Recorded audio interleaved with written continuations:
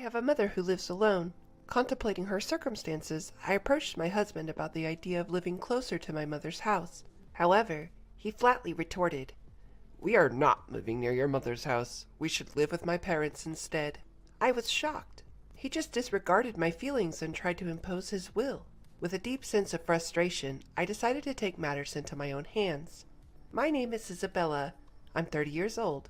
I live with my husband, Mark, and our 2-month-old son, Chris. Mark and I work at the same company.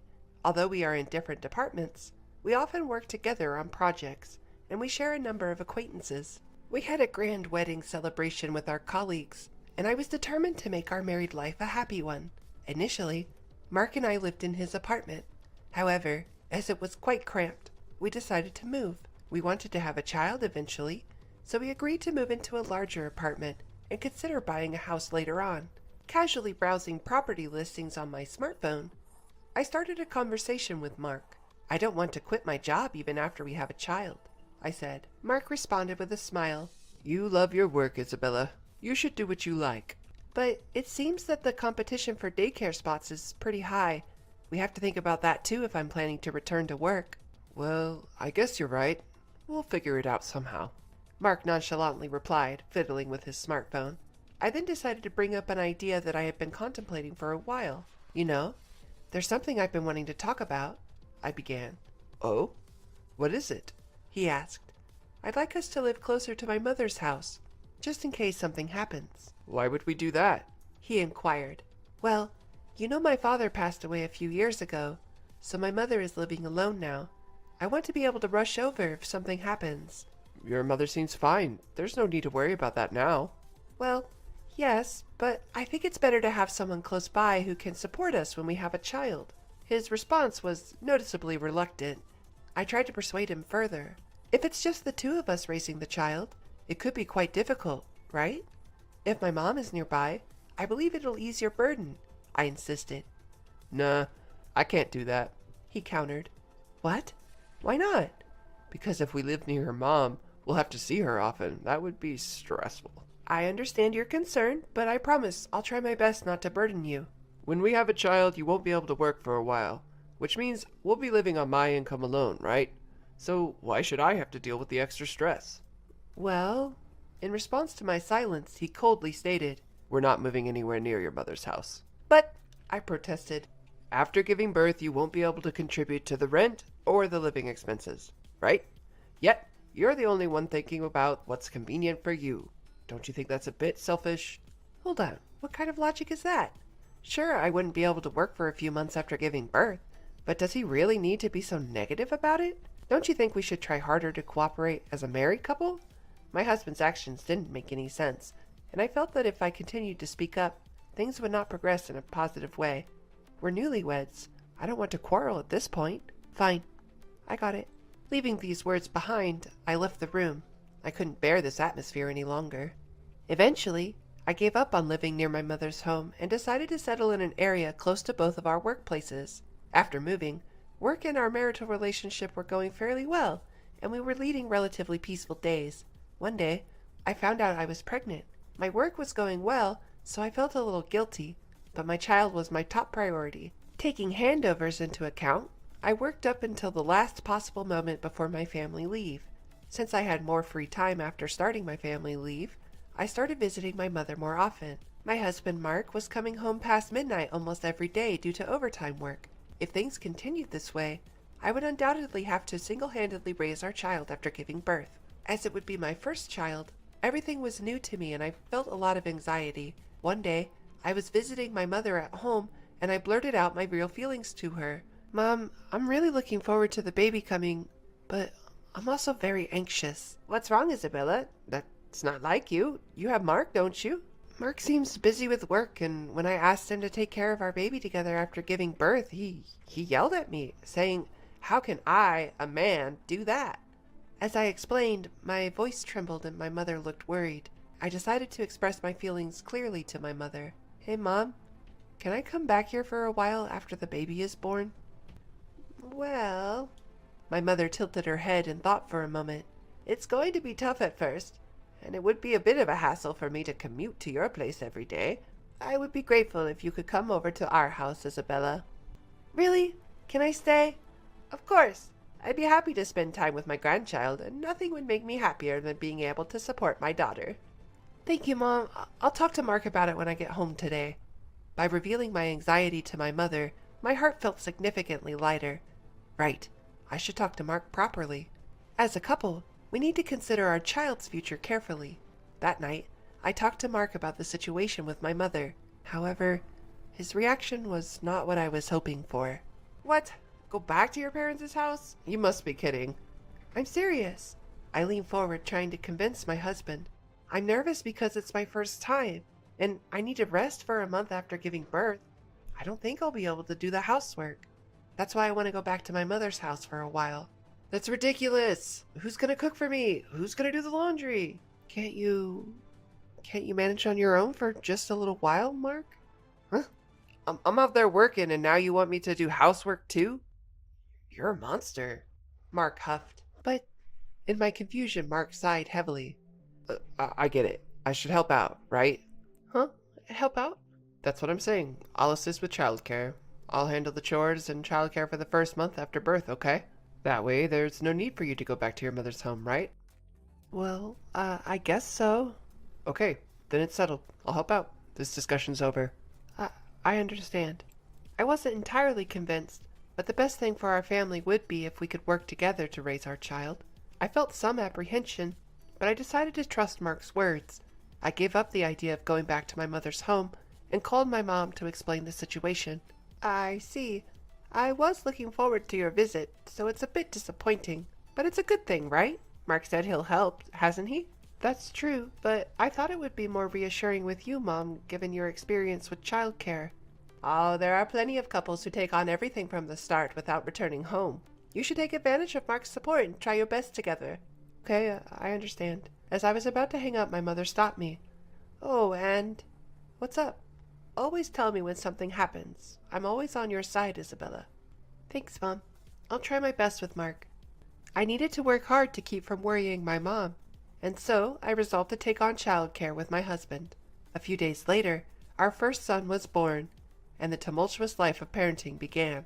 As promised, Mark did help out, albeit in a limited way.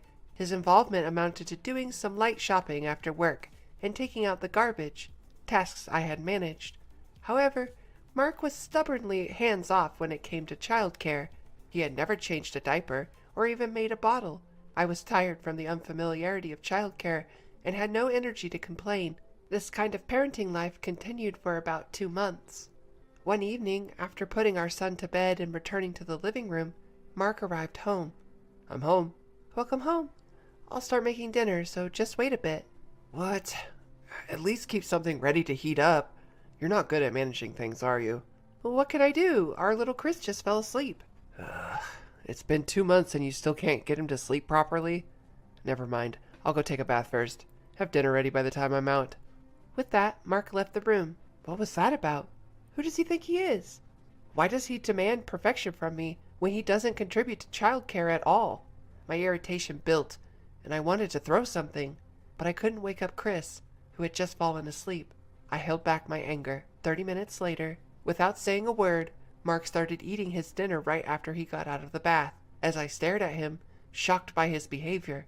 Oh yeah, I have something to talk about. Mark stopped me. Talk? What all of a sudden? I got a call from Dad today. Seems Mom fell and can't move her leg well. What? Your mother? According to my husband Mark, his mother had gone shopping with a neighborhood friend, had a dramatic fall, and was immediately taken to the hospital in an ambulance. Even after several hours, her leg isn't moving and the doctor diagnosed that she might need assistance going forward. I see. That's hard. Your father must be having a rough time. To be honest, I was more worried about my father-in-law than my mother-in-law. From the beginning, my mother-in-law did not like me. She was even cold to me at our marriage introduction. When I announced my pregnancy, "We don't need a girl, do we?" she was the type to say nonchalantly. The one who always scolded my mother-in-law and stood by me was my father-in-law. Let me know if you need anything. I'll be there for you if you need me. Each time he met me, my father-in-law encouraged me like this. If my stay-at-home mother-in-law couldn't move, my father-in-law would be really struggling. While recalling the happenings at my in-laws' home, Mark dropped an unbelievable proposition. Here's the thing. I had a great idea. Let's live together with my parents at my home. What? Don't you think it's a good plan? I'm worried about Mom, and you, Isabella, are not working now. If we live together, it will reduce Dad's burden, and he would be happy. Wait just a minute. You're joking, right? The reason I'm not working is to take care of our son, Chris. I can't suddenly decide to live with your parents. But it's been 2 months already. You must have some free time now. Right now, Mom is the priority. You should understand that. Is he serious? When I suggested living near my mom, he outright refused, but now it suits him just perfectly. Mark is not the type to visit his home frequently, so it was convenient so far, but living with my mother-in-law is out of the question. Knowing Mark, if we lived together, he would certainly side with his mother and be harsh on me. Unable to bear it any longer, I vented my frustrations. Don't mess with me. You flat out denied when I wanted to live near my mother, but now it's okay when it's about you? What? What's that about? Your mother is fine, isn't she? But, unlike your house, my mom lives alone. What if something happens? You're not considering my anxieties, are you? Shut up. Listen here. You married me and became my wife. You should stop arguing and listen to what I say. At that moment, any residual affection I had for my husband vanished instantly. He doesn't consider my feelings, let alone seeing me as an equal. I cannot continue a marital relationship with him. Seeing my silence, Mark probably thought I had agreed and dropped this line. Anyway, it's decided that we're going to live together. We're moving as soon as possible, so get the stuff packed by tomorrow. I understand. You should have just obediently listened to me from the start. With that, Mark left for the bedroom without even clearing the dinner dishes. The next day, once Mark left for work, I packed the minimum necessary stuff and left the house. Of course, just for me and my son. When I returned to my mother's house with my son, my mother was initially shocked, but accepted our situation once I explained. As he returned home from work, my husband, Mark, called after realizing that my son and I were not there. Hey, where are you right now? At my mother's place, Mark. What? What the heck are you doing without my permission? Get back here right now. Well, our son's already asleep, and it's late. So no. Besides, I'm not planning on returning. What the? Mark yelled at me over the phone, something that was rare for me to oppose him. Listen here, if you don't come back right now, we're getting a divorce. You got it? A divorce? That's right. Didn't I tell you? I'm moving to my parents' house. If we divorce now, you'll be jobless. That's gonna be a problem for you, huh? I couldn't see his face, but I could tell from his tone of voice that he was smirking. To him, I responded coldly. I don't see that as a problem. What? I have no objections to the divorce. So please, send the divorce papers to the court. What are you saying? You're the one who's going to be in trouble if we get a divorce. Maybe he thought that if he provoked me with a blaming tone, I would listen to him. I was thoroughly disgusted by his naive thinking. If you want to move to your parents' house, go ahead. I won't. What? You think you could just do that? I don't need your permission. After all, we're getting a divorce. Why should I listen to what a stranger has to say? Who do you think you are talking like that? My patience with Mark, who still looked down on me, had reached its limit. Enough is enough. Who the hell do you think you are? How much more do you have to belittle someone before you're satisfied? I didn't get married to become your slave. Stop treating women like they're stupid. What's going on? Isabella, calm down. Calm down? I can't keep quiet after being belittled this much. If we can't support each other as a couple, then I don't need a man like you. Divorce? I'd be more than happy to. Live by yourself at your parents' house. Never involve me again. With that, I hung up the phone. Mark kept calling persistently, but I ignored all of them. Then he started to send me disturbingly affectionate texts. Isabella, I can't live without you. You don't have to live with my parents. Please come back. I understand. Let's live with your mother, just the three of us. 1 month later, his love messages abruptly stopped, and he unexpectedly agreed to the divorce. It was all thanks to my father-in-law. When Mark complained about the situation to him, he ended up getting scolded instead. Listen, Mark, you can't just impose the idea of living together on someone. But Dad! Oh, shut up. You need to learn more about the world, and that's why Isabella left you. It's pitiful. My stern father-in-law, after scolding my husband, instructed him to proceed with the divorce.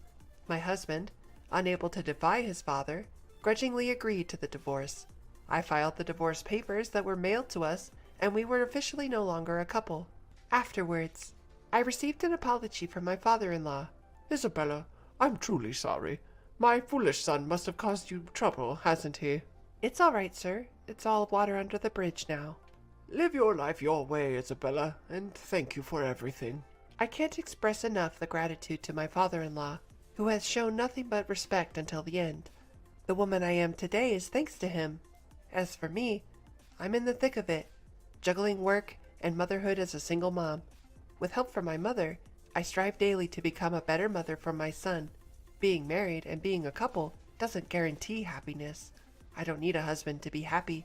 Just having my beloved son and mother by my side is more than enough for me.